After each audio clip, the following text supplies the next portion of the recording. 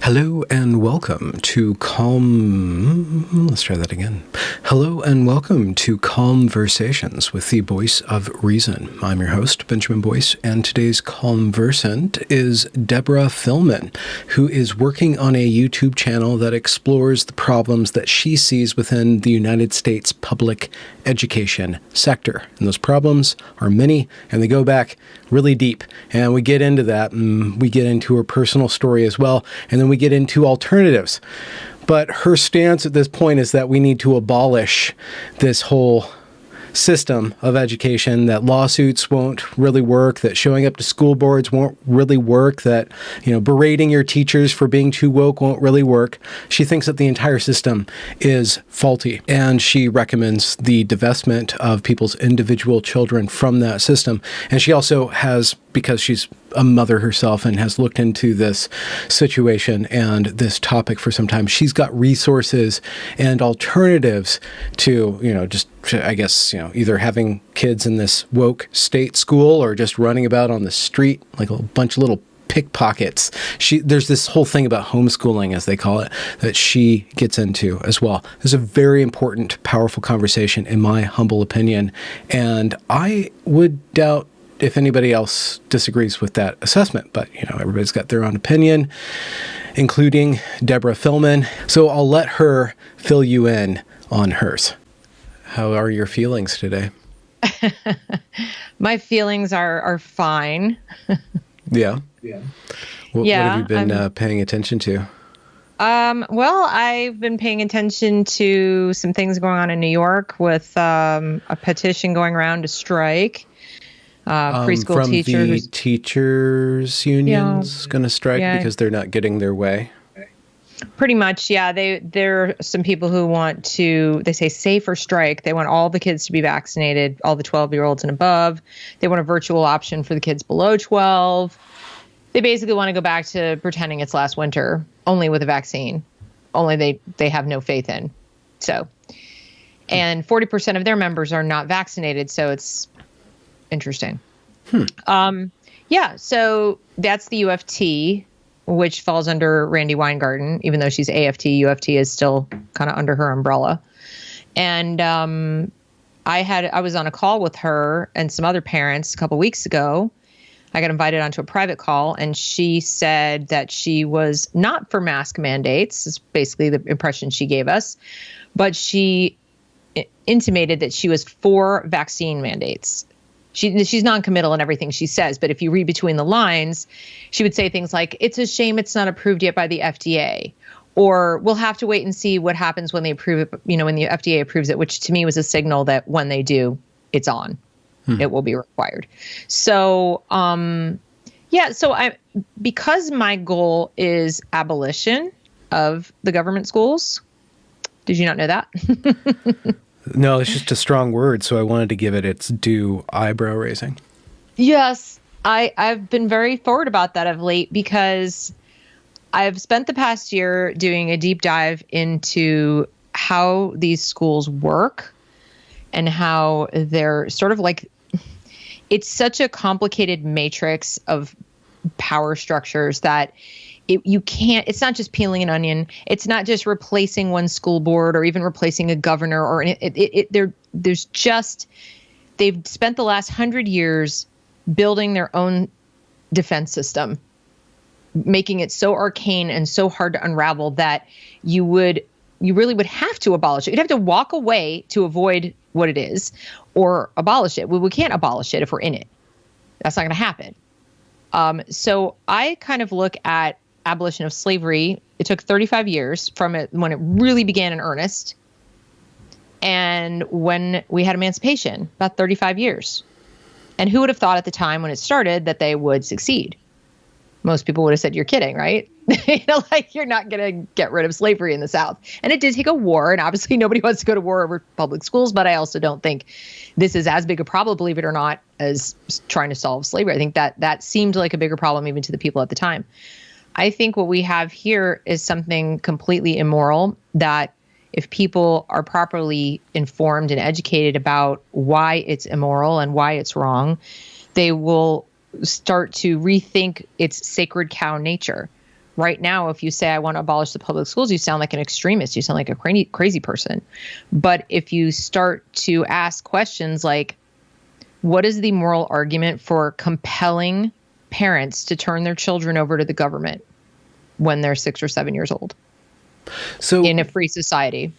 When you speak about this institution or this behemoth starting 100 years ago or something like that to become what it is, do you think that it was inevitable that it would end up where it is? And where is it now? And where did it start? Well, it started in earnest in Massachusetts with the kind of first compulsory public schools. We've always had some kind of, town schoolhouse, but usually organized by the people of a town. And it wasn't compulsory. It was like, hey, let's get together and have a schoolhouse and that'll be great. Let's hire a teacher and put all the kids in there and teach them how to read and write and so forth. But if you need your kid on the farm, nobody was going to come to the door with a gun and say, bring your kid. But about 100 years, actually a little longer than that, but in Massachusetts, they decided, no, we're not going to allow it to be voluntary anymore. And this was instigated by immigration. We had these big waves of Catholic immigrants, and the people in charge were very afraid of the Catholicism. They were afraid of them being papists and bringing their Catholic ideas. So they wanted to be good little Protestant, Anglo-Saxon, whatever, wanted them to be socialized into the United States. So they set up not just public schools, which were kind of already in existence, but made them compulsory. And in particular, the immigrant parents did not like it. They fought it. They knew what was going on. It was transparent. They weren't even trying to hide it, really. And you also had more free blacks moving up from the South. And there was an impulse to socialize them as well. Segregated, perhaps, but socialize everybody to follow the same rules. Now, where did they get the idea for the model? They got the idea from Prussia. What model should we use? Well, they like kind 1890s, yeah, Prussia? Which is what informed the generation that would later come to sweep through Europe. Pretty much, yeah. So they liked this model of school where you only educated the people enough to be very loyal to their country, very loyal to the state, very loyal to the norms. You socialized them and you taught them enough to be functional in the kind of economy you had. And that's about it. And anybody who would aspire to more, let's say a child of the elite already was going to be in a different kind of school anyway. This is for everybody else, right? Everybody who isn't already in the ruling class. And to me, this is already anti-American. If you think back to the revolutionary mind, of the founders, this already was bringing in a sort of class hierarchy that was not what they envisioned at all. That you'd have this narrow elite up at the top. They could go to private schools. They could, go to private colleges, and everybody else, all these immigrants that were coming into work in factories and so forth, the Industrial Revolution, they would just be put in almost factory style schools, taught to read and write well enough to work in the factory or work in a store or something like that. And that's about it. They were not really meant to aspire to college and graduate school and all of this stuff. And they liked the Prussian model because it was so regimented. And it was designed to inhibit the development of individual aspiration, if you will. Give you just enough to function and get a job. And graduating from 12th grade was like, good, now you can go get a job. It wasn't a precursor to anything else, like more education. Okay. So that's basically the start of it. Is there an alternative model to that? Can you mass manufacture the individual aspiration or the individual aspirist? No, you can't. So you can't mass manufacture individuals. I mean, people aren't widgets. And so people have asked me, well, what would you have done instead? And I'm like, well, that presupposes there was a problem. So I reject the notion that we had to socialize the Catholics. I mean, what did they do? They responded by creating Catholic schools. And then various states tried to outlaw Catholic school. They tried to outlaw private school, and they lost. And thankfully, to this day, there is precedent in the Supreme Court that the parental rights don't stop at the schoolhouse door. If parents want to educate their children on their own, in their own values, they have that right. And that's why homeschooling is still legal too. because there is that precedent. People every year talk about making it illegal. The people at Harvard, their education school, would love to make it illegal and treat all parents as if we're all abusing our children behind closed doors. But that is the precedent. And it was because they knew their children are going to be taught values and religion other than their own. In those days, you could do prayer in school. They could teach them to be Protestants. They could do those things, even though it was America. That came later. So what people were doing before is educating their own children, or as I said, in various towns or little cities, they would create their own school, their own little schoolhouse. It was neither compulsory nor was it paid for through tax dollars confiscated by force. You would contribute to it, or maybe you would pay locally, or it might be a bond, or there might be something locally. But it wasn't like the government came and said, you're going to pay for this no matter what, whether you use it or you don't, whether you have children or you don't, you're going to pay for it. That's new. And again, my question for people today is, what's the moral argument? And the answer I usually get is, well, it's in our best interest that we have an educated society. Sure, it was then too. Nobody disputes that. But does it then follow logically that it's the state's job to do it? Just because we agree that something is valuable, it's valuable that we eat a healthy diet. Should the government provide us all with a healthy diet? I mean, it would cost a lot less, right, if people were less obese. But we aren't suddenly going and saying, provide us with state grocery stores that hand out broccoli every day, and you must pay for the broccoli, whether you're eating the broccoli or not. I mean, I hate to use these analogies, but some of the arguments I don't think are well thought out. Yes, it is desirable to have an educated population. That doesn't mean we didn't have one prior to compulsory school. In fact, we did. We had at the time of the revolution, not counting slaves, of course, we had over 90% literacy without any of these schools. So, and in fact, if you go back and read primary sources, you will find that even farmers and pastors and people were walking around with copies of John Locke in their pocket. They were carrying around pamphlets by Thomas Paine. They were teaching their kids these things at home when they were 7, 8 years old. To be a Lockean was equivalent to being a Kendian today. It really was. It really was. They were that enamored of these people. So there was an educated attitude or culture. Yes. Yeah. So Correct. It was embedded in that culture. That comes from a particular time and place when you start to have waves and waves of immigrants, and then you also stop, the walls between the white Protestant waspy people and the other, the natives, and then the people in the South and people on the left, there's always this mixing going on. And sure. Some of that culture is not going to be into being educated. As opposed to other cultures, and the cultures that aren't into educating their children or would rather them, just naturally or for whatever reason, they don't apply a certain sort of just literate education and expectation to their young, they will fall behind over time. And then you're going to have this natural class just based on ability hierarchy that shakes out. Well, I would standardize that somehow. I would challenge that in a couple of respects. First of all, it takes a certain amount of gumption and intelligence to decide you're going to leave everything you have. I mean, my great-grandparents did it on both sides. Behind, get on a ship and go to the complete unknown and make your fortune, make your way. That is not something that people who don't, first of all, place a lot of value on personal responsibility would do. That is not, so in other words, the personal values that most of the people had coming in those waves were pretty decent. They weren't expecting a handout. They certainly weren't getting one on the other end, and we didn't have a welfare society. So they knew they were coming into a situation where, first of all, they had to bring with them enough money to pay for their passage back, because if you arrived and you weren't let in for whatever reason, you're sick or you didn't have a sponsor or whatever, you had to go back. You couldn't just stay. So they knew that. They had to research that. They had to know that. And then once they arrived, they were also assessed as far as, all kinds of other things. What are your skills? What can you do?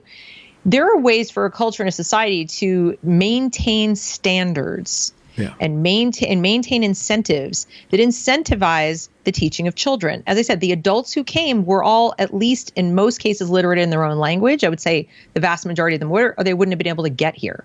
And then once they got here, they would have had a heck of a time.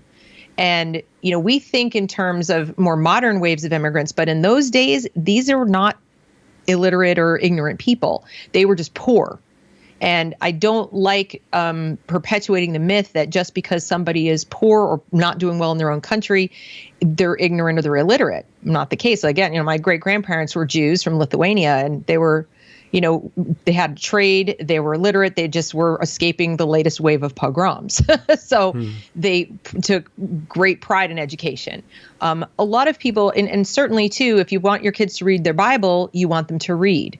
They immediately set up the Catholic schools. These immigrants wanted their kids to have education. They didn't want them to have indoctrination, even then. So I understand the need, and there will probably always be the little urchins running in the street. We see them in movies and so forth. There are always those kids who don't really have parents or they're orphans or whatever. And there's an interest. However, there were also nonprofits. I mean, we forget there's charity. We forget there are churches. We forget there are other people privately who can, and if properly incentivized, would likely step in and fill that void. My concern is that we keep turning to the state. And it is, when you asked me initially, was it inevitable? I think when you hand power of education to the government, it is too great a temptation, even if it's not conscious initially, it is too great a temptation for whoever is in power when you set that up to set it up in a self-serving way. And then when power shifts, then the new power structure comes in and says, how can we redo this so it's in our best interest to remain in power?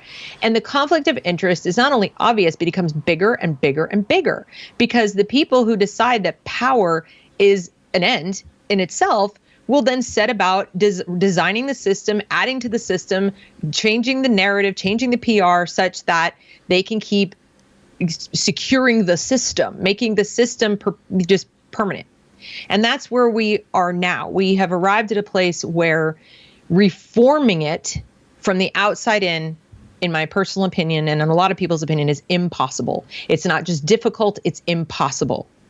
And so given that, and given the negative impact of generations of we already have, I would say, at least 2 generations now of people who are appallingly ignorant given the demands of modern society and what we need to do. Even if you just take climate change, if you're a person who's concerned about the climate, then you should be very concerned about what's going on in math and science teaching. If we do not rescue that from this woke stuff, we won't be able to even attempt to solve those problems. So we have big problems to solve, and yet we're not teaching kids in a way that they'll be able to solve them. They aren't going to necessarily be able to solve their own problems in a rational way. And I think it's because the system is now just the system. John Taylor Gatto wrote 25 years ago, after 30 years in teaching in public school and winning all kinds of awards for it, he wrote the same thing, that it needed to go away. And that was 25 years ago. He said the system is what it is. The method is the madness. And so, I started off as a public school teacher. I was one of those naive 20-somethings who thought I was going to go in within the system and try to do better and try to at least help the kids in my class. And I left after 2 years because it was made abundantly clear to me I was not wanted. In that my what mindset. Respect? Well, I went to a graduate program at University of Pennsylvania that was focused on teaching the individual child. It was called Student Teachers as Researching Teachers, START. And one of the key components was keeping a journal about your students. It's meant to observe each individual student and get to know each individual student so that you could meet their individual needs, even with a classroom of 30 kids. I took it very seriously. I learned economies of scale. I learned how to do it. I learned how to do it well. And having done that, I realized it can be done. It absolutely can be done. When you hear this, there's too many kids and too much stuff. From a teaching perspective, it absolutely can be done. From an administrative perspective, it cannot be done. So what got in my way was that I placed more value on teaching the individual kids and doing my administrative paperwork and, kissing my principal's butt and doing all that kind of stuff and making sure I was pleasing the union people and not working 1 minute over the hour I was supposed to work without getting approval for overtime and all this other stuff. And I kept saying, but I need to help my kids and they need this, my students. And I just kept saying, you can't do that. That's not how it's done. And when I say I wasn't wanted, meaning I had 2 choices: become the teacher they wanted me to be or leave. And I wasn't going to do what they wanted me to do. For whatever reason, I just felt like my integrity mattered more than the job. So I left. And I don't mean to sound like, I'm so awesome. I just couldn't do it. I literally couldn't do it. And what happened with all those skills that you had? Did they just atrophy? No, because those skills then went into tutoring. I've pretty much tutored ongoing since then. I tutored college kids at Northwestern. I was still in Chicago at the time. I tutored college kids. I tutored kids in Boston. I tutored when I lived there. I've pretty much always put myself out there, no matter what other job I was doing, for tutoring, whether volunteer or paid. So I was always doing something with kids to help them do better in school. And then when I had my own children, I started off homeschooling them. So obviously the skills were not wasted. But life circumstances were such that I was literally forced to put them in school.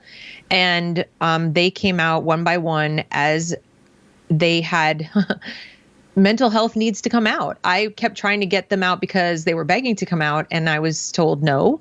And then it became apparent it was a life or death situation for the two eldest. And then the youngest one came out when COVID hit.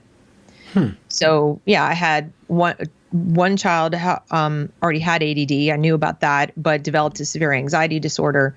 And what we later learned was I went undiagnosed Aspergers. Girls mask it very well. So, she just was deemed shy. Okay. And she was a very good student. So people just felt like she's just shy and a good student when in fact, and awkward and so forth. But in fact, she had extremely high anxiety and it was driving her crazy.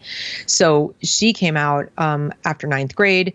And then my next daughter, younger, came out suffering anorexia.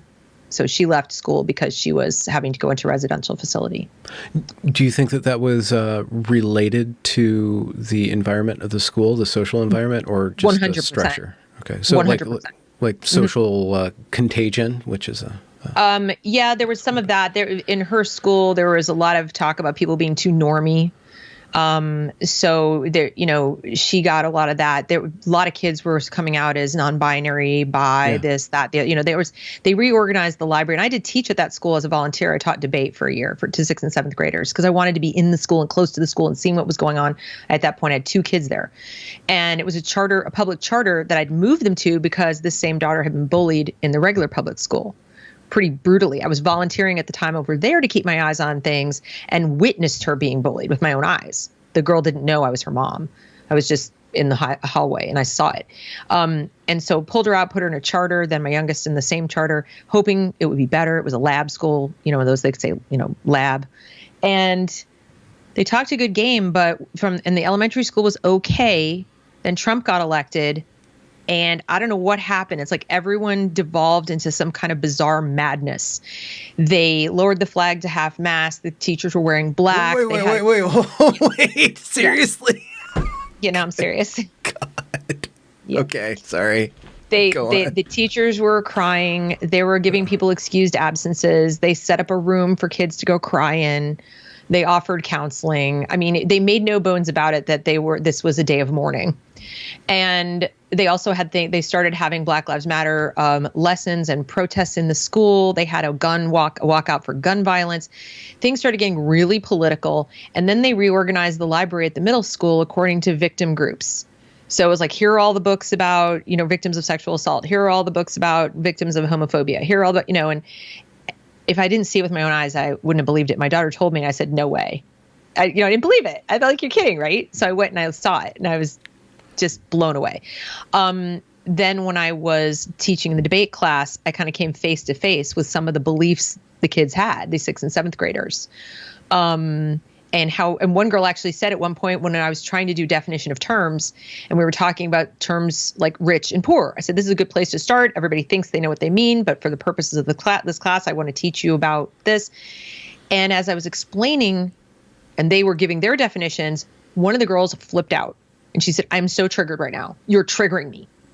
And I said, I'm sorry. Can you explain what's going on with you? And she said, rich means this. And she was like adamant that, and it had to do with race, that white people were rich, like by default, but she was Black by default, and that Black people were poor. And so I said to her, I said, well, let's look at that.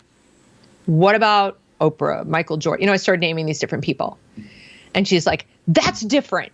And I said, okay, that's kind of my point. It is. There are exceptions. There is no set rule. And then I started naming some other names that were a little less, like doctors and lawyers and so forth and politicians and Tim Scott and this one and that one. And she still wouldn't let it go. She's like, yes, but I can't be her right now. I can't be her right now. This is a 6th grader. And I thought her emotional reaction just didn't align with reality. And this is already about 3 years ago. I think it's at least 3 years ago. And I just thought, what is going on with these kids that they can't handle the smallest challenge to their thought process, even from an adult old enough to be their parent? They can't. And then some other events came up. Like they took the science teacher who was Black, took an only minority group of girls to a Girls in STEM conference in DC. And when she organized it in the classroom on school time. She got all excited. She was looking at her computer, my daughter said, and she's like, motioned some girls to come over to her, some Black and Hispanic girls to come over to her. And she's like, look what's coming up. Let's go, whatever. And my daughter, who wants to actually be in animal science, she said, can I go? And she said, no, you can't.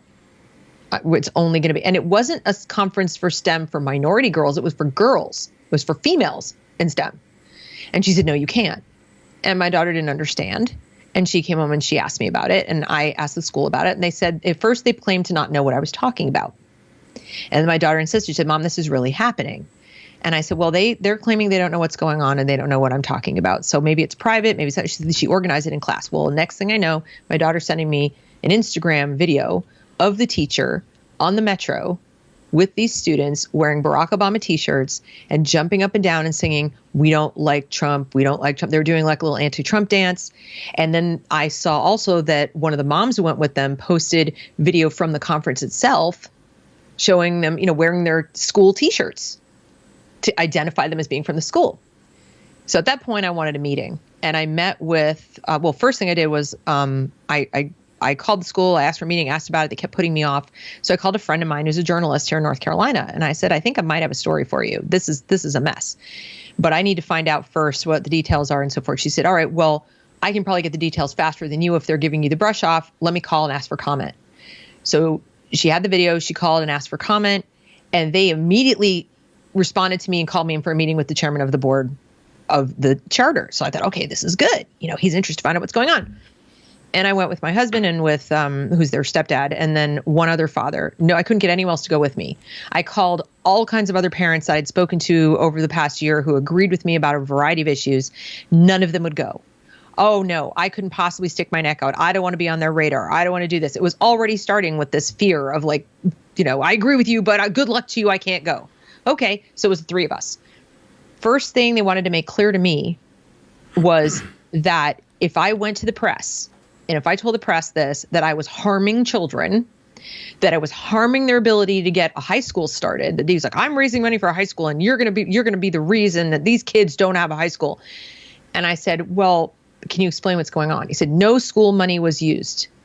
I said, it happened during the week and the teacher was given time off. She had vacation time coming. I said, doesn't matter. She's still being paid to go there. It's still her salary is still paid for by the school, and you had to hire a sub, right? No, we just put the kids in other classrooms. Okay, how is that fair to their learning? They were put off into other classes. Their teacher was gone. And how do you explain the fact that it was only minorities? That is segregated. Well, I can't speak to that, but it wasn't under the school auspices. I said they had their t-shirts on. They announced I saw a video of them announcing what school they were from, and the teacher representing she was from the school. Well, she did that without asking us, so we'll have to have a chat with her. I said, don't you think that more than a chat is warranted here? How about the kids who didn't get to go? How about my daughter? How about her being told you can't go because you're white? What do you have to say about that? Well, I don't have anything to say about that. Your daughter has opportunities that they don't have because she's white. And then it became this conversation about race when the white director of the school was sitting there, and then we got into a big debate about affinity groups and so forth and so on. And I challenged everything she said. I said, I disagree with you. What I'm seeing and what I saw when I was teaching that class is I'm seeing some very fragile kids. I'm seeing kids who can't take any criticism, who are triggered by the smallest little thing, who are seating themselves in a small classroom with the black kids on one side and the white kids on the other side without anybody saying a word. They're just they're just like sequestering themselves off into different sides of the room.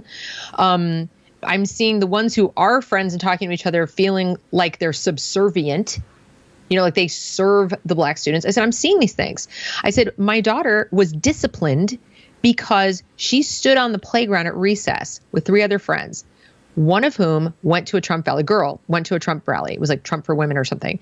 And she was sitting at recess talking to these friends like in this regular conversational voice, away from other people, because they're not stupid. They know that the rest of the kids are not into this. And even my daughter wasn't really. She was just standing with her friends. And this one girl's like, yeah, I went to this Trump rally. Another kid's walking by and he heard Trump rally, Hispanic boy. And he comes over and he says, did I just hear you say Trump rally? And she said, yes. This is the girl speaking. And he says, how could you do that? How could you do that? You racist. Blah, blah, blah. Starts screaming at her right up in her face. And he starts screaming, fuck Trump, fuck Trump. Like the kid is a 6th grader. And she's just like, he says, say it, say fuck Trump.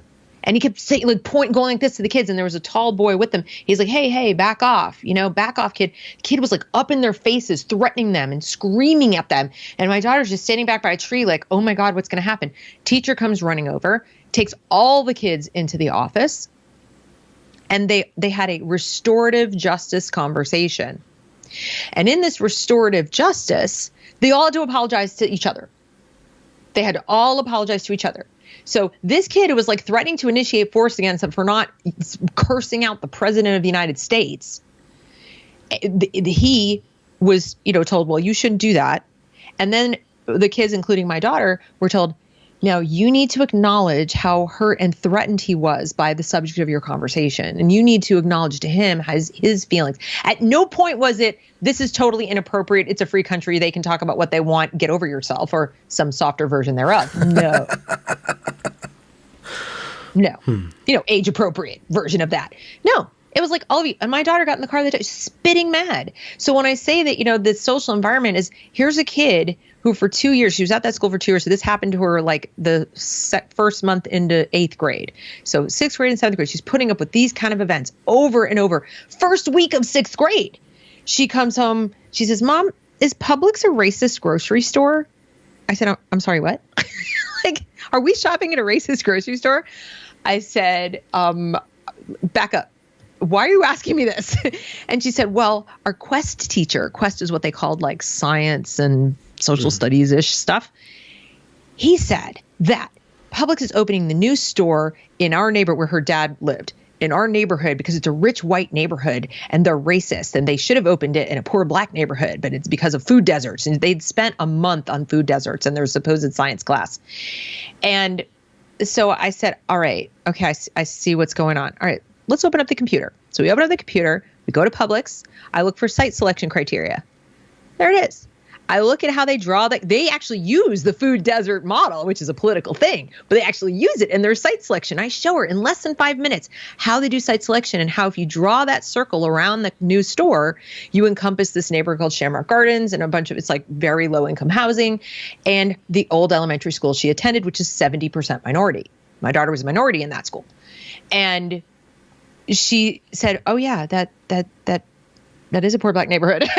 Like it's probably about 50-50 where it's located if you draw the circle.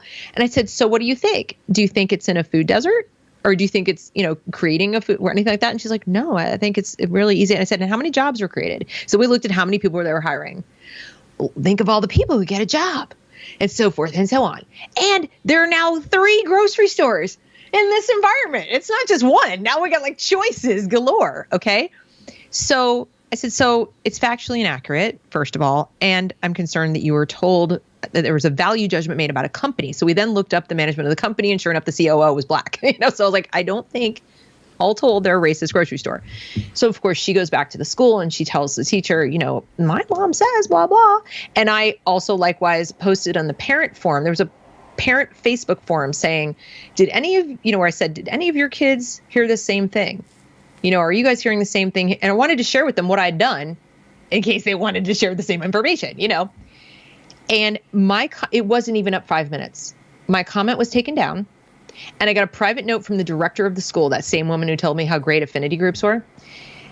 She says, I'm very disappointed in you. And I'm thinking, I've been a parent at your school of 2 years. You don't know me, lady. You have no right to expect anything from me to be disappointed in me. Like, I'm not your child. And she says, you should have come to me and you don't go putting teacher. I said, I didn't name a teacher. I said, the Quest teacher. Well, we only have one, so everybody knows who it is. I said, well, that's his misfortune. I'm like, I'm sorry, but I didn't know that because she's 6th grade. It's my first year in that particular school. I said, second of all, what difference is a private? It's a parents' Facebook group. What are you doing monitoring the parents' Facebook group? So this is how we started off on that foot, and it just kind of progressed from there. So I was that parent who kept asking questions, who kept wanting to know the reason for things, and I was the one who kept having to sit down for conferences and be told this is really good, and the kids need to learn about equity, and they need to learn about this and that and the other. And by the time 8th grade rolled around, my daughter had already kind of changed her personality. She was a kid who, when she first went to school, after being homeschooled, and she also has Asperger's, by the way, hers is even more obvious than my eldest daughter, because she's very, like, how do you put it? She's a little nerdy, okay? Super good student, like the kind of student sits at her desk and like, I'm going to do my assignment. And she went from loving school or loving learning, the whole idea of it, I'm going to study really hard and get all my homework done, to being the kind of kid who was withdrawn, didn't really talk about her learning, got in the car every day after school, just saying, can I listen to music? Pulling a hoodie up over her head, sitting in the back of the seat, just totally inside of herself. And she fell in with a group of kids who were, I would say, fairly popular, but they also bought into all this stuff. Okay. They kind of bought into some of the narratives about it's cool to be different, and she decided, one of the boys in that group decided he wanted to, date her. 8th grade dating, whatever that is. They go over to each other's houses and watch movies. And so during that summer, I would let her go over to the house. I knew the mom, said, okay, I knew her a little bit. You can watch movies over there with the other kids. By September, she said, Mom, it's getting a little intense. And he's wanting to touch me. He's wanting to hug me all the time. And he's telling me all kinds of really personal stuff. He's telling me his dad did things to him. And I knew the dad. I'm like, he really? He said, yeah, he's saying this and that. And I knew he lived with his mom, but his dad was like the other parent. And I'd met the dad and the stepmother, and I'd met the mom. And let's just say I didn't believe it. I mean, I know that there are kids who get abused and, the parents can hide it and so forth. But I also knew the mom was a little bit of the type of person that might tell tall tales. Let's just say that. She was her Instagram was like all about her. Like she's half naked in her pictures. I just was a little skeptical of the story. And so I told my daughter, I said, look, that sounds really deeply personal. And if it's true, he probably should talk to his parents, or he probably should talk to somebody other than you. I don't want you taking on stuff that you don't feel comfortable with. I talked to her about boundaries. I talked to her about, emotional boundaries, physical boundaries. I said, you have a right to maintain those. And if you feel uncomfortable, it is totally okay for you to just stand up for yourself and say, I'm not comfortable with this. I'd really rather not hear this, or rather not be in this kind of relationship. And we had this long talk, and she said, yeah, you're right. I don't feel okay with this. I'm going to talk to him. I said, as my parting words, I said, that's good. I'm proud of you. I said, promise me you won't do it over text. Just promise me you will do it on the phone. You won't put it in writing. Just, don't use text. Things don't translate very well in text. She said, Mom, everybody talks in text. It's how kids do. I'm like, I know, but please don't. She ignored me. And next thing I know, her text to him, very nice note I later read, was excerpted all out of context. It was screenshot. It was taken around to all his friends. He socialized it around all his friends. She had broken his heart and hurt him and done all these things and led him on and blah, blah, blah. And so the girls in that group turned on her. They turned on her. I mean, can you imagine this in the Me Too movement, that the girl wants to break up with the boy who's constantly wanting to touch her and hug her and everything and burdening her with supposed stories of molestation. And she's like, time out. I'm like 14, I don't want to deal with this. And she's the bad guy. And she's got a big heart. And part of why she listened to the stories for so long is she felt really bad for him. She had a lot of compassion. So to tell her you're a bad person, you're mean, you broke his heart, it really hit her hard. And like I said, with Asperger's, they don't have a great emotion management system as far as the social thing. She took it on. And I didn't really know what happened for a good 2 weeks until I got a call from her dad that she had tried to hurt herself. And took her to the emergency room, or took her to the doctor. And I noticed she was really thin and she'd been not eating. And I said, can you check her weight? Because she's lost a lot of weight really fast. And she wasn't emaciated, but she was definitely thinner than usual.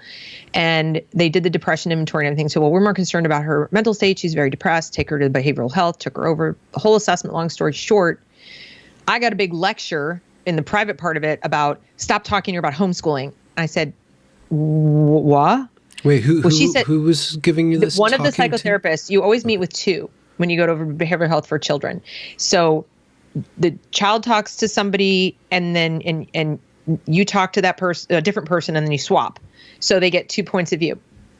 And that's when they find out when they talk to the child privately, they find out if they're being abused and all that. When this one psychotherapist was talking to me, she said, why do you think she's so upset? Why do you think? And this daughter had been asking to come out of the school and be homeschooled too. And her dad kept saying, no, no, no, no, no. So I said, well, I don't know. I know there's been problems with kids at school. I know there's some crazy ideas floating around and she feels on the outs and she's been very withdrawn. And I said, but I also know that for the last 2 years, she has wanted to be homeschooled again like she was when she was little and she was happy and joyful and learning. And her dad is saying no. And I'm not trying to throw him under the bus. I'm just telling you the facts. And she said, well, we don't support homeschooling and you really need to stop talking to her about that, especially if she can't have it. I said, she's talking to me, like she's coming and begging me to do everything I can to convince her dad, which of course I was doing, including trying to hire lawyers and everything. And she said, well, you need to stop that because we don't think it's appropriate. They need to be socialized, whatever. I said, that's the problem. That's literally the problem here is the socialization that's happening to my daughter is not working for her. And she's very upset. Her grades are falling, et cetera. They said, well, she doesn't seem to have a plan to kill herself, but she does need a therapist. So we're going to release her. They released her. Her weight kept dropping. And it only took another 2 weeks before it was danger zone. And I took her in to have her heart checked. And they said, you need to check her in immediately. Like she needs to go into a residential facility immediately. Her heart is not functioning properly. And I learned a valuable lesson. You can't always tell when someone's in danger from anorexia by looking at them. I mean, she looked very thin, but you usually see in movies like they're like bones. And she just looked like a very thin kid. And in fact, even the pediatrician's like, no, she's in the normal range. And like, but for her, she's lost like 20% of her body weight. And it's like, for her, it's like, so anyway, she came out and then her dad kept saying, even after she got out of the hospital and everything, he's like, well, when are you going back to school? When are you going back to school? And she's like, never, I'm not going back.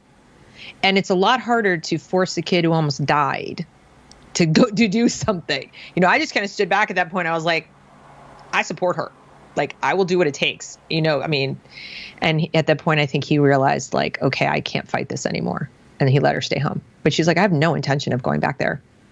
I don't want to see those kids ever again. And initially, when the first text things went out and screenshot, I wanted to have a chat with the mom because I thought maybe they could stop because it kept going for days. They were doing more things and cyberbullying her and all this stuff. And I called the mom and I approached her benefit of the doubt. I said, hey, I don't know if you know what's been going on with our kids. Kids get up to the crazy. Just stop right there. I just want to stop you right there. I know what's been going on. I said, oh, okay, what's going on? And she said, well, it's like I tell my kids, if you put something in writing, it's on you. And I said, but yes, I tell my kids the same thing. I told my daughter not to text, but the letter she wrote was actually a very nice letter. I read it. And there's really was no excuse for that. Well, kids will be kids and that's her fault. These kids and their phones. She wanted no part of it. And then she said, frankly, I'm really worried about what's happening to my son. And I said, I'm sorry. Apparently the school found out through the grapevine because when my daughter attempted to put the belt around her neck, apparently she texted one of her friends or she said something to one of her friends about, I just want to die or I'm just going to kill something right before she did it. That girl then went and told somebody else who told somebody else. And it got back to the school. Kids who weren't even involved, didn't even know her apparently, went to the school and said, this girl, she was telling people that she was threatening suicide. The school took it upon themselves to call all the parents in her advisory, this like group they have of kids that, meets once a week to talk about social issues or whatever, called all the parents of those kids to say, we just want to offer your child any support or counseling from the trauma they might have endured by being made aware of another child's suicidal ideation. They didn't call me. They didn't call my ex-husband. They didn't call to see how my daughter was. But they called all the other kids in the class to make sure they were okay and weren't suffering trauma from having been adjacent to my daughter's problems. So that, that pretty much so this woman is telling me she was worried about her son because, he's traumatized now. He's traumatized because of your daughter and her, her histrionics and her problems, and she really needs help. Yeah, no shit. But they made it now it's a bad thing. Now, my daughter's problem was their children's problem. Everybody was just it felt like everyone was trying to capitalize on other people's pain, and nobody was nobody had any real compassion or any real empathy. It was all just optics and words. And even when we sat down at one point to see if maybe she would go back to school, because my ex-husband insisted, we met with the counselor at the school. And she was like, well, would you like to have a meeting with the kids who did this? And my daughter's like, no, I don't ever want to sit in a classroom with them again. I don't want to be in the same building with them, much less have a conversation with them. And the whole thing was such a mess. They didn't seem to have any understanding for any of this. And so she came out, and she's gradually been getting better. I mean, got her back to, regained her weight and got her back to physical health. But I can tell you that she's never really been the same as before she went to school. She's still very anxious. She almost failed a couple classes last year in homeschool. I enrolled her in some online courses, and her motivation was was down in the dumps. She had very low self-esteem. She felt like, is this what life is going to be like now? Where anytime I try to meet people or try to socialize, because kids at this age are not oblivious to what's going on in the world. So even when you pull them out, and I tell my audiences too, homeschooling is kind of like triage, or getting them out of that system is kind of a triage. You have other work to do, especially if they've been in it for a while. You need to build a community. You need to build a new support system for you and your kids. And it's not just good enough to get them out of school. You're not just running away. You're going to something new and better. But you have to take ownership of that, because this is a world that these kids are living in now, and they know it. And it's on social media, and even my kids don't have Twitter or things like that, but they still get emails, or they watch videos, or whatever they can see, or they do see through TV, entertainment. They're not oblivious to what's happening in terms of woke stuff. And so they're depressed. They're like, well, how am I going to make friends? Who are going to be my friends when I don't think the way these people think? I disagree. I mean, in other words, their heads are on straight as far as what reality is. Their heads are on straight about, whether it's gender or race or whatever. I feel like I have 3 good little liberal kids. You know what I mean? Like they're very accepting, very loving, what I always wanted to have, kind of kids. But they don't buy into any of this other junk, this postmodern stuff. They're like, that's whack. They've lived with me long enough to know that makes no sense. And that's part of why they were suffering in school, because things were making less and less and less sense. Like, Mom, this doesn't make sense. This is what they're teaching me in school. This doesn't make sense. So now they're learning things at least that make sense. But who do they socialize with? What's the world they're going to go into? Thankfully, my eldest daughter has a job. That's a self-selection process in and of itself. The kids who are motivated enough to go and have a job and show up to work every day and so forth are a different breed. And she works at Chick-fil-A, which makes it a little bit better too. Really great work ethic. They select for that. So she's been working there for a year, and she found a homeschooled social dance group. So they go and like tonight, they go and they do swing dancing and all that kind of stuff. It's like 200 kids. It's a blast. Oh, wow. So she's found, a niche for herself. The other two? Not yet. Nope. And, so they are a big driving force behind what I do, because I've lived it. I've seen it. And I don't want, when you've gone through things like this, or you've seen your kids go through it, you firsthand, you don't want anyone else to go through it. You don't want anybody else's kids to go through it. It just becomes a driving force. Like, you don't have to believe me, but just ask questions. Don't take my word for it, but please ask more questions. Get in touch with your kid, like really get down and have conversations about what they're talking about in school, what they're learning, what they're thinking about themselves. Because as I said in a video I just uploaded today, my number one concern is mental health. I think most of these kids, especially elementary age, would be better off coming home and watching Looney Tunes, to be perfectly honest with you.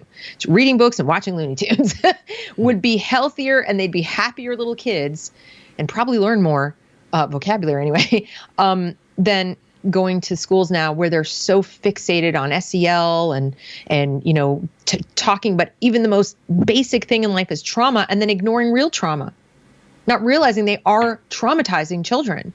When you tell a child who they are and they don't agree, and you don't allow them the freedom to disagree, it's a violation of their personhood. It really is. It's a kind of psychological rape. You're an oppressor. But I don't feel like an oppressor. I like people. I like all people. Nope. It's because of something you can't control, the color of your skin or whatever. And to keep driving this point home it's abusive. It'd be like a spouse saying to the spouse, you're ugly, or you're a loser, or you're not a good wife, or whatever, whatever. And if it doesn't comport with reality, if you sit there and go, but I do this and this and this and this, and the person goes, yeah, I know, but it's still true. We would all look at that and we would say that's abuse. Right out of the gate. Even if we're talking about things that the wife is supposedly doing, like you're a lousy cook, or you're not pretty, or you don't do that, you're letting yourself go, those are the kinds of things. If it's negative and it's gratuitous and it doesn't relate to something they've done that was willful, we call it abuse. To tell a child, because of the color of your skin, because of your Western, or European heritage, because of your Christianity, because of your whatever it is, you have this original sin. You have this thing in you that you will be fighting against for the rest of your life, and you owe the world a favor. You owe people something by virtue of your accident of birth. I think it is. I think it's.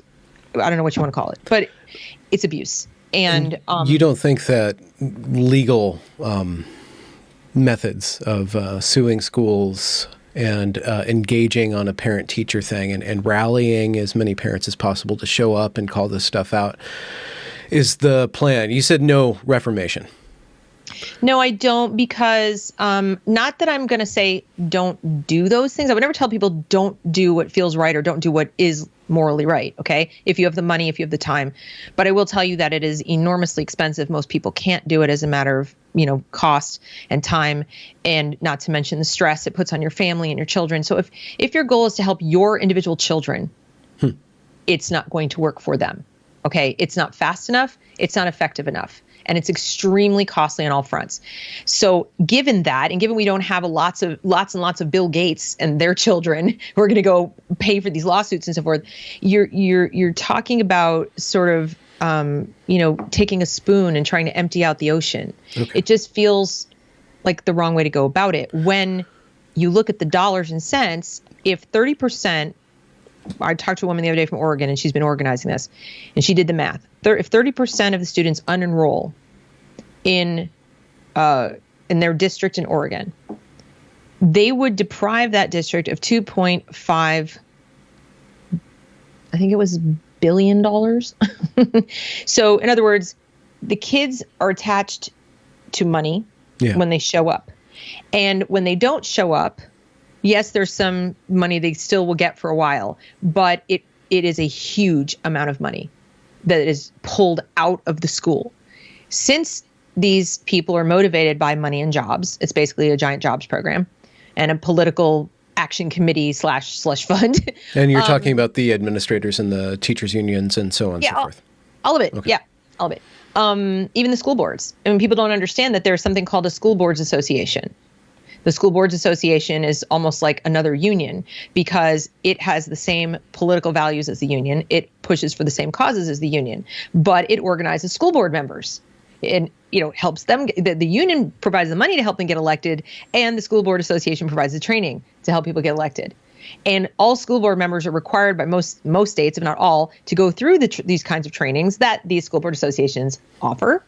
Okay. And so they're kind of indoctrinated or inducted into this whole thing. So you can say, well, we're going to turn the school board. Well, first of all, they're on staggered terms. So you can never turn a whole school board all at once. So you're staggering it. And are you ever going to really have the majority vote? How many years is it going to take to turn enough people to have a majority vote? And how much influence do you really have? School boards don't have influence in the classroom. What's really the problem is everybody who graduated Evergreen in an education program, or any other college for that matter, was taught using Paulo Freire and all these things. And I mean, they were teaching that when I was in grad school, and I graduated in 90 from my master's. So, all of these people are coming out of these teacher programs, having been indoctrinated that this is the right way to go, that they're doing something good, that they're helping. And they just fan out across the country into classrooms in every state. Doesn't matter if it's red, blue, purple, doesn't matter what color. The teachers are coming in with, I won't say it's a hive mind, but pretty close. Pretty close. Think about the population of a college and what percentage are conservative to begin with. in this age range. And then think about a teacher's college and what type of people go into these helping fields and social sciences and things like that. And then think about the professors at a college, and you can understand the magnitude of the problem in terms of indoctrination and how many people make it down into the classroom with their psyche intact, with their values intact, still prizing the Western Enlightenment and all of that, getting into the classroom. And now once they're there, their first year or second year, whatever, they've got to deal with the weight of everybody the year ahead and so forth. And usually your contracts initially might be for a year. You want to get it renewed. And that's especially true if you're an administrator. Principals are on a year-to-year contract. Superintendents might have a longer contract, but they serve at the pleasure. There's only so much shaking up you can do. And if the union doesn't like you, they have lots of money to make sure your contract isn't renewed, to make sure teachers get fired. So the teachers who get fired are the ones like me. I didn't get fired. I just didn't get my contract renewed. Because if you don't play ball and you don't do what they want, there you go. So you end up having faculty that is so on board with all this that even if you try to go on an individual teacher basis, I'm going to sue this teacher, I'm going to sue the school. What are you replacing them with? Where are you going to get all the teachers to replace them with? Meanwhile, all the teachers like Frank at Chalkboard Heresy and people like me and so forth, we're out there. We exist, okay? Retired teachers who still have the similar values and they got time on their hands. There are people out there who would teach the things we want our kids to teach. But the only missing link here is we need the money to pay them. And people say, oh, it's too much. Well, the way to get the lawmakers' attention that the money needs to follow the kid is to get the kids out of the school. It's very difficult to persuade people to change things when you're still using it. Like you're still showing up, you're still using it. Please change, please change. Again, it's like you're still showing up to the abusive husband. What's his motivation to change? And I'm not talking about the really malignantly abusive. I mean, the guy was just mean. He's not going to change as long as you're still there. We tell this to our friends. If you had a friend who sat down and said, oh, yeah, he's kind of mean. He doesn't show up. He's late. He's, blows me off. He does this. You'd be like, break up with him. It's obvious. Like, why are you still there? He's not going to change. I mean, if there's a hope in hell of him realizing how great you are and going, oh, my God, I get my shit together. It's not going to be while you're there. It's going to be while you're gone. And that's still a dim hope. And I feel the same about public school. So I take this approach because I truly believe it's the most effective. And I also, I actually think when you break it down, it's actually not that extreme. I think what's more extreme is to believe that a system that's been in place and growing bigger and bigger and more expensive every year with worse and worse and worse results has any incentive whatsoever to change itself. I don't see it. I don't see the incentives aligning in the kids and the parents' favor. So I think believing that's true is like believing in unicorns. Whereas I think believing that you can, if you could accommodate your kid in the summer and you had a job, believing that you, a smart person, even with a high school diploma, can somehow figure it out. Find you and 5 other families or whatever. You pool your resources. You find a church basement. You find a tutor, somebody, help them with the reading or so forth. But it's not an 8-hour day of teaching. What you have is a childcare problem.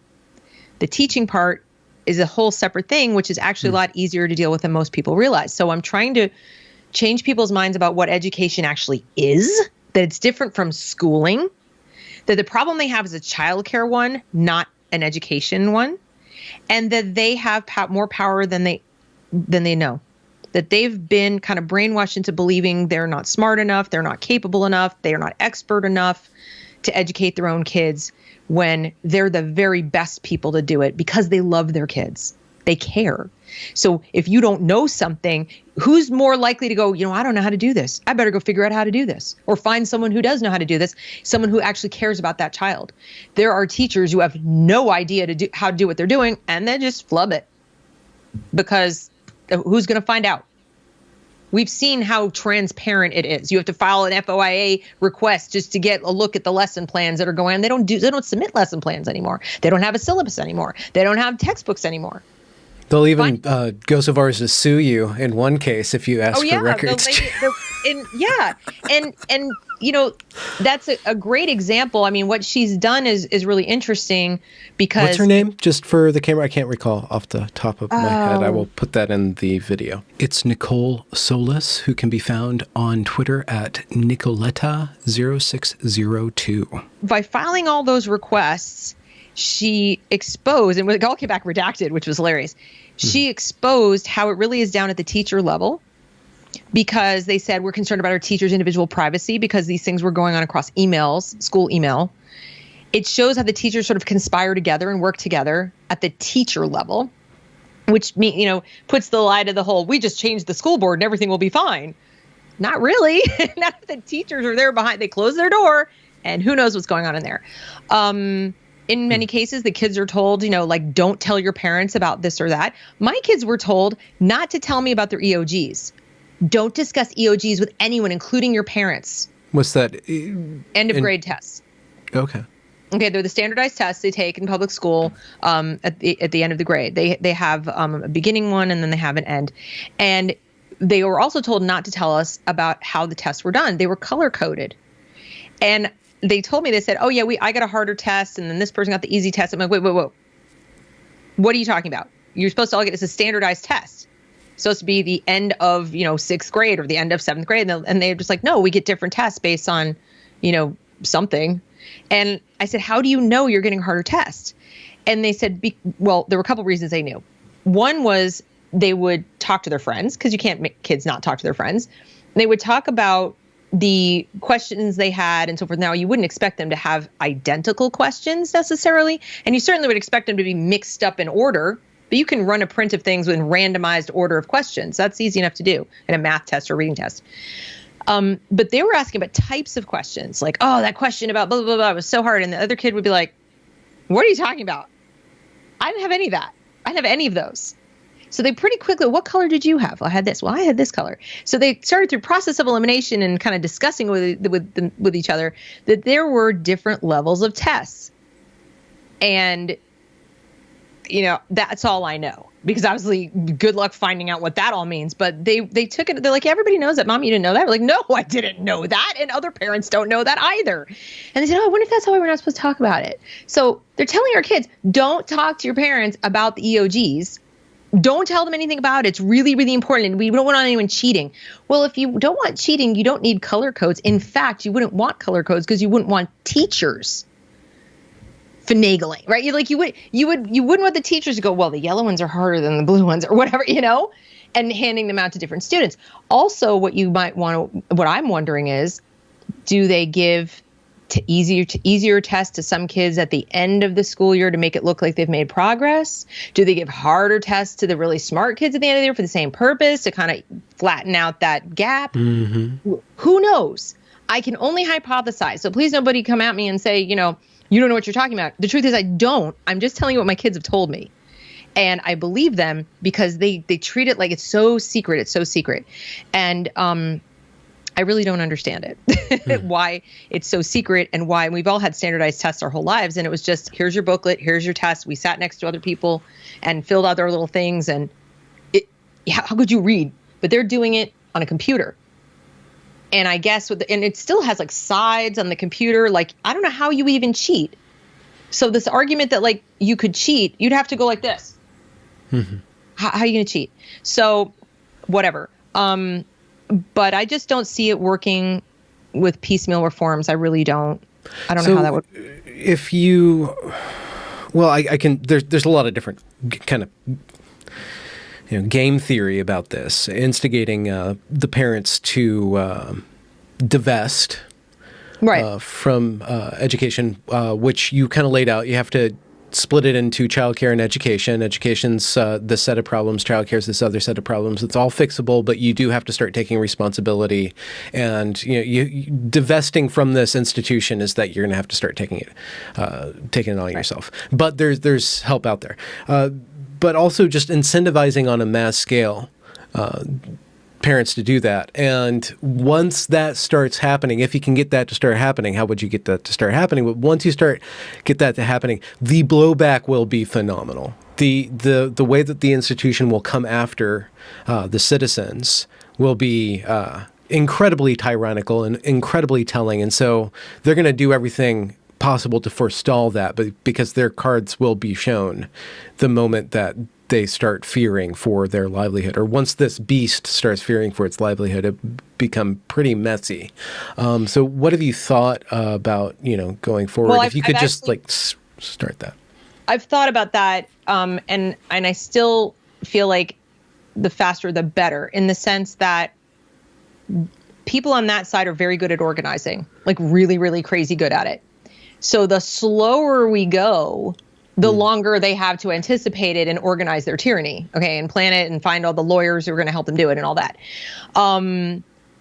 Whatever else it would entail. The faster we do it, the less time they have to kind of like figure out what they're going to do. And if they try to do it, it'll likely be with like a giant, sledgehammer, which will make it more obvious, and then more likely that more people will step up and defend parents or defend people. My concern is if we're too piecemeal about it or go too slowly, that people are still going to feel the wrath. If you ask too many questions, and like what happened to me, and like what's happening to this mom who got sued, you run the risk they could take your kid. So you're not only leaving your child in a potentially abusive situation, but you're putting yourself on the radar of the state every single day in a state we already know is classifying people as extremists and, possible domestic, whatever you want to call it, because they don't agree with things that are going on. They're referring to whole groups of people as the unvaccinated or the this or the that. If they're already classifying people who question what's going on with the detainees from January 6th. If you just say like, why are they still in jail? If you can make it on the radar that way. Now imagine your kid is in the school and you're asking too many questions, you start to get pretty strident because your kid's coming home every day and telling you more and more stories about critical theory and whatever. And it's possible you could lose your job. It's possible you could, they could come to your house and say, like, we're concerned that you're in, that this isn't a proper home and we're going to keep your kid, or who knows what they could do, especially with the trans ideology, because if it's suggested that you're not affirming enough or you're not accepting enough, or your child is making noises like they might be non-binary and you're not accepting it, this is a hostile environment for your child. I'm worried that once you're in that scenario, you could lose your child. I'm sincerely concerned about that. Would it happen to hundreds of people? I don't know. But you're in there, it's kind of like possession is 9/10 of the law. Like they've got your kid. And the other thing I'm concerned about is, like I said, they have that time to organize and come up with strategies and come up with other ways to hang on to their power. And not to mention the chaos it would create for people's lives. We're already seeing it where you send them back. You say, well, I'm going to fight within the system. And then, your child was exposed. 14 days, they can't come to school. You're left with a chaotic child care problem anyway. Yeah. Now, how many times is that going to happen? Once every 2 months? I mean, are you going to be like 14 days you have to leave work and find some solution? So, in all the while, your child is this forgotten human in the middle of this battle. So you kind of have two crappy choices. Put your kid in and try to work with it and see if you can come up with some piecemeal reforms and just get them through it, especially if they're far into it. They're 10th grade, 11th grade. You might think, I'm just going to do it. And then the other side is I got to start fresh and do everything myself. And no matter how I do the little Ben Franklin thing, pros, cons, and I still come out on the side, even for those older kids, of it's worth it for their peace of mind and their mental health. I saw what happened in just a couple years to my kid. That's all it took. And actually, it didn't even take that long for my youngest. So she was this bubbly, lively, outgoing kid, super outgoing. And she just became like hiding in a room on her phone, whatever. And even though she's homeschooled now, it's still like, it's hard to bring back the kid. So once that kind of damage is done, it's really hard to get them back to where they were. They develop a kind of hard shell, a defensiveness, a cynicism, a fear, an anxiety about other people, about their place in the world, that I do not see with kids who've been homeschooled all the way through. I just don't see it. And that said, I do see them getting better, little bits every day. It's just not fast. It's really hard. So I don't see a benefit to leaving them in there, and the younger they are, I definitely don't see it. I think it's going to get worse, actually. I don't think it's going to be better. The kids are going to start being more aggressive than they've been because of these teachings. So that's kind of where I fall. And I know that puts me at odds with a lot of people. So I'm very honest about it because I don't want to. Do you mind being at odds with a lot of people? No, I've never minded. I kind of picked that up. I left teaching. So I don't. I only mind because in the sense that I do sincerely want to help. And so if I'm at odds and people are giving and telling me like, here are my reasons I disagree with you and so forth and so on, like, oh, okay. But if anyone would suggest that I'm, just anti-teacher or anti this or like, I don't want people to perceive it as I'm anti anything except child abuse. And that's it. Other than that, I'm pro-child, I'm pro-humanist, I'm pro, enlightenment, I'm pro, classical liberal values. I'm pro all the things I thought we were in America. I'm very pro-American in that sense. I feel like I'm philosophically American, as somebody said the other day on another show. Geographically, no, but I mean, that's irrelevant to me. I'm not a fan of, I'm not a patriot because of geography. I'm a patriot because of the ideas, individualism, things like that. And I think that's the birthright of every child in America, even if they weren't born here. If you're a child growing up in America, that is your right, is to be an individual and to, enjoy the blessings of liberty. And I think it's our job as adults to help secure those for our children. I don't think we're doing a good job. I don't think we're securing the blessings of liberty. I feel like we're handing them over. We're handing over our children's birthright for the sake of perceived security or social acceptance or, lack of stress or problem, or whatever you want to call it. And I don't mean to belittle it. In some people's cases, it's a very real fear they're going to lose their job. I understand that. I mean, I'm basically unemployable. If I don't get some work on the side and do different things, I'm not going to get a job. Okay. But I still think I want people to balance that fear, or at least ask the question, where does that fear measure up with my fear that my someday 18-year-old child, who will then be an adult, will think I'm the enemy, not want to have anything to do with me, or just be at complete odds with everything I value and believe in. That possibility exists, and it may well be beyond my control. Yeah, the state can take the child away from you without removing them from your home. Correct.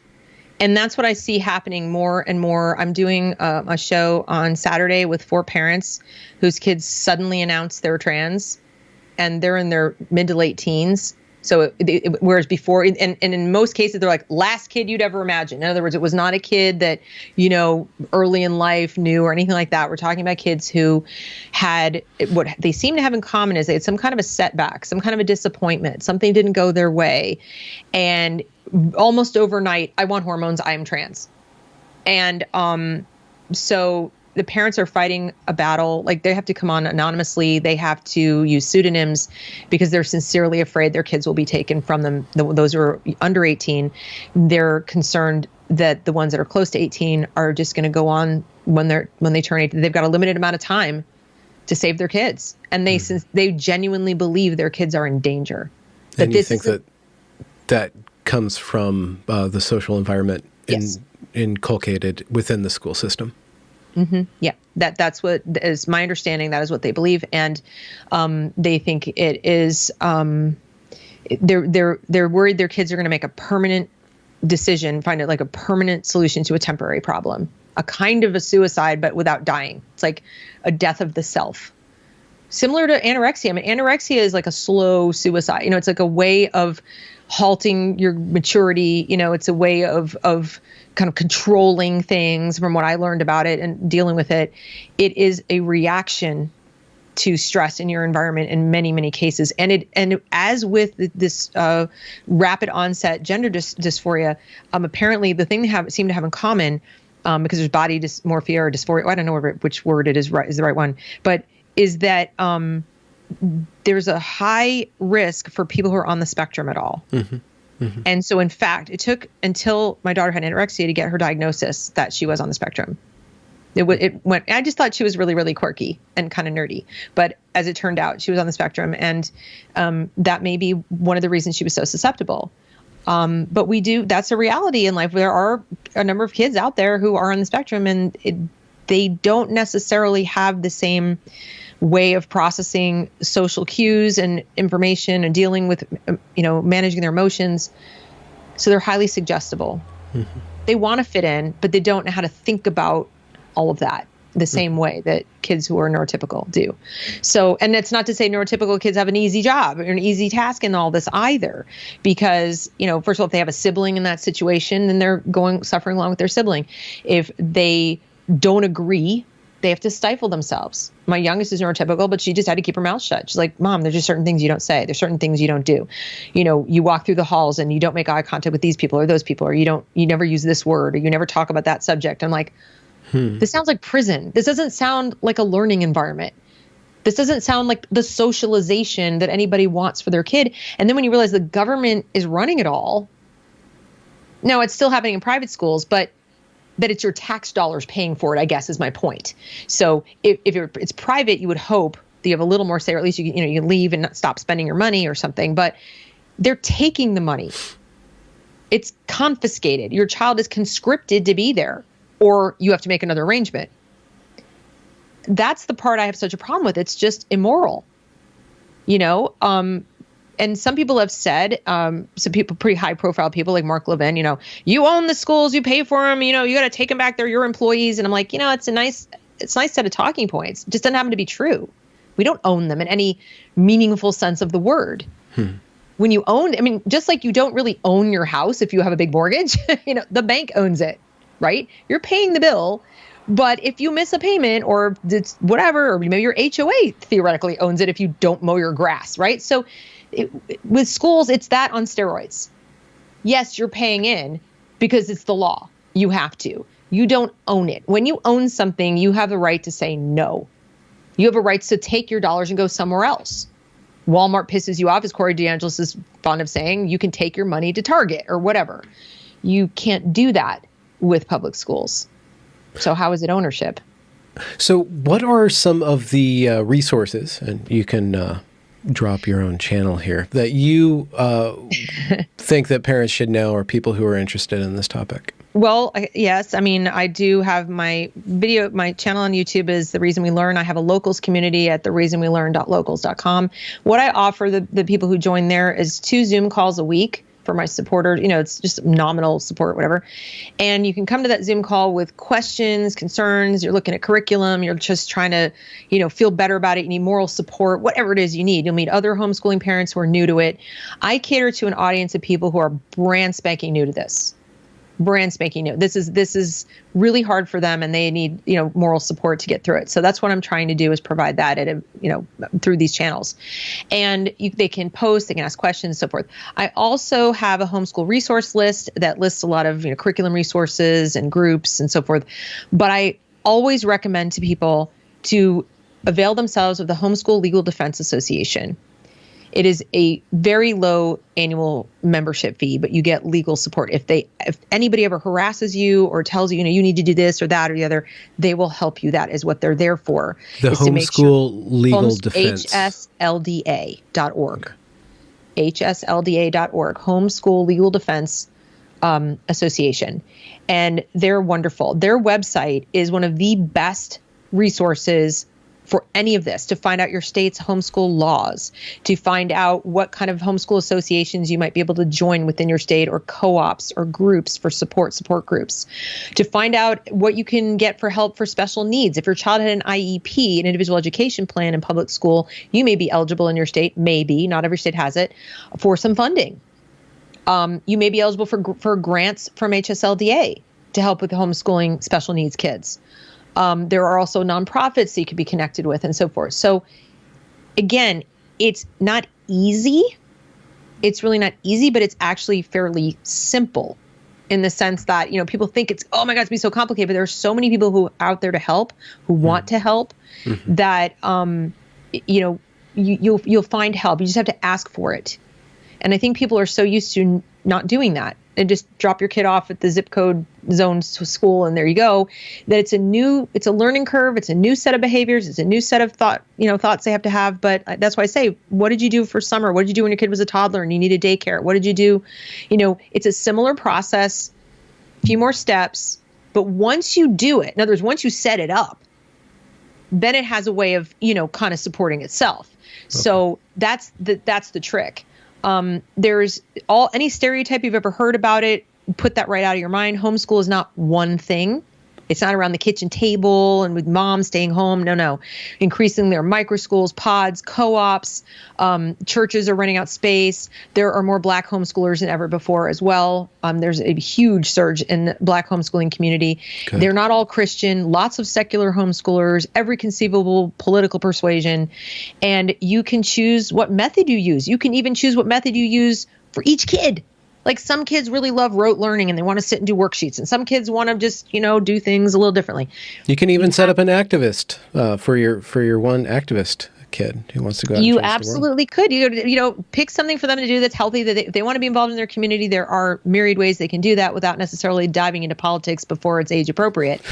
And I say that, yes, I'm biased, but I do think that political activism is for people who have a basic core understanding for how things work currently, and at least a rudimentary understanding of why they are the way they are now, before you go being an activist for changing them. It's just being responsible. It's scientific method.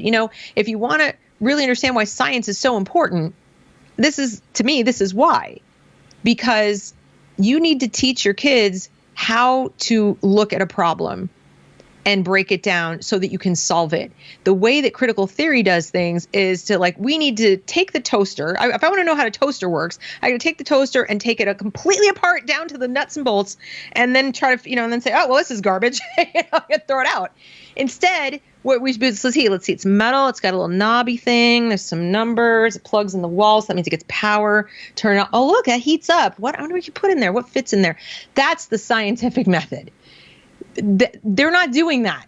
They're saying, first, we got to criticize it. We got to take everything apart and destroy it. Assume it's bad. Oh my God, something isn't work the way I want it to work. Must be bad. Never questioning whether things are supposed to always work the way you want them to work. Never questioning the premise that we should all be equal, like equal outcomes. Why is that desirable? Can't we ask the question? And in today's schools, no, you can't ask the question. Can we read Harrison Bergeron? Maybe that will prompt the question. So, then you can get your little activists involved in whatever they want to be involved in. But first, they need to be able to have at least some skills at using reason and logic and scientific method. I don't think that fifth graders know enough about anything to be saying who they want to vote for president. I think it's kind of ridiculous, actually. And let alone their sexuality.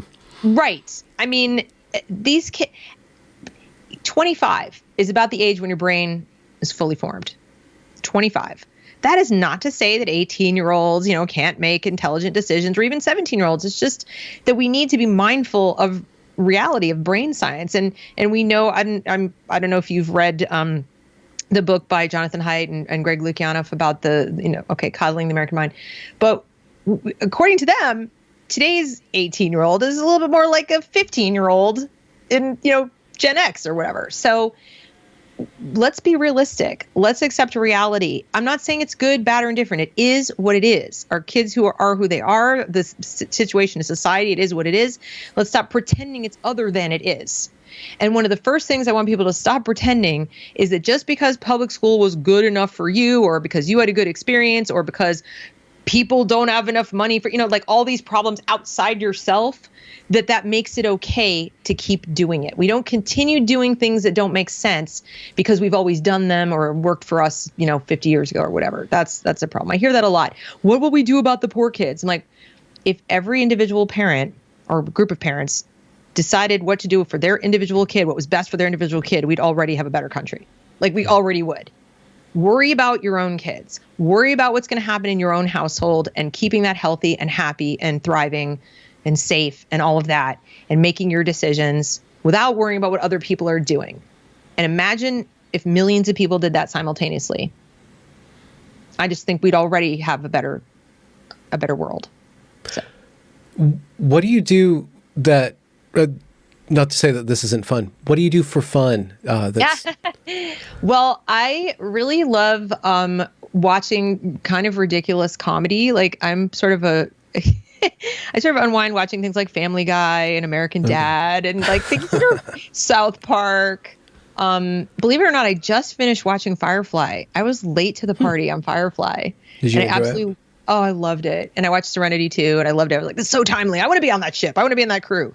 But I try to just, comedy, like lighthearted stuff like that. I do like to read, but I lately find myself reading stuff for this work. So it's not exactly fun. I like to, I just like to hang out with my family. Sometimes we play a game where it's like, we pretend to be the other person. So we kind of like do this game where, who am I? And they act like, one of the other members of the family. Just it's a fun way to see how we see each other, and we get the biggest laughs. And my kids are so great at it. They're like, my youngest especially, and she'll just like open a door, stick her head in, look around. It's like, this is you, Mom. What are you doing? But it's so obvious. Like she does the thing. Who is this? And I'm like, oh my God, you know me. So and I love to hike. I love to be outside. That's basically it. That's me in a nutshell. Sounds pretty American. Yeah, basically. pretty basic. But yeah, this is what I've decided. I started it as a way of releasing tension, I guess. I saw things going on. I'm like, this is crazy. I'm going to start a YouTube channel. Maybe no one will watch, but who cares? And it just kept growing and growing and growing. And here I am.